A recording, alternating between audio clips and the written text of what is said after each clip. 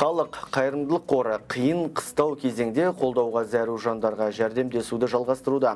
Бұл жолға көмек Атырау облысындағы 1000 отбасыға көрсетілді. Толығырақ тілші бейнематериалында.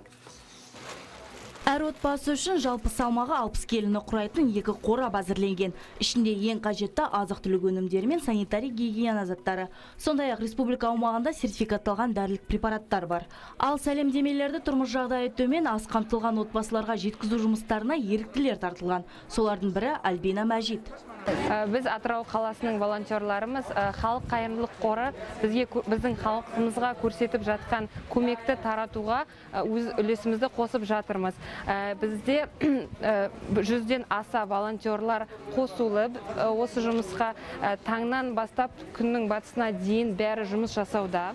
Әр отбасыға бір жиынтығымыз дайын, ол 2 қораптан тұрады. Оның ішінде азық-түліктер болады, дәрі-дәрмек және тұрмыстық тауарлар болады. Бұл шараның бастамашысы халық қайырымдылық қоры қамқоршылық кеңесінің төрайымы Динара Құлыбаева. Аталған қор төтенше жағдай режимі енгізілген сәттен бастап 20 мыңнан астам көпбалалы және жағдайы төмен отбасыларға азық-түлік пен өзге де керек жарақ үлестірді.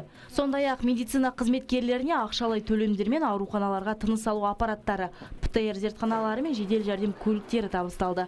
Мұның бәріне қор миллиард теңге бөлген еді. Енді міне Атырау облысының әкімдігі ұсынған тізімдегі 1000 отбасыға көмек көрсетілді. Спасибо, хотела сказать всем большое. Мен 4 баланың анасымын, өзім мүгедек жанмын. Карантин режимі болғандықтан сыртқа көп шыға алмаймыз, қаржы да тапшы. Дәл қазіргі кезде біз секілді отбасылар көмекке зәру. Сол себепті еліп жатқан демеушілер мен еріктілерге рахметімді айтқым келеді. Алғыстан басқа сөз жоқ. Осылайша ел басына күн туған шақта қиындыққа тап болған жандар атымтай жомарттардың қолдауын сезінуде. Ал өз кезегінде халық қайырымдылық қоры бір жеңнен қол шығарып, мұқтаж отбасыларға көмек көрсеткен еріктілерге зор алғыс білдіреді. Сымбат Али, Күнайым Сәкен, Атамекен бизнес арнасы.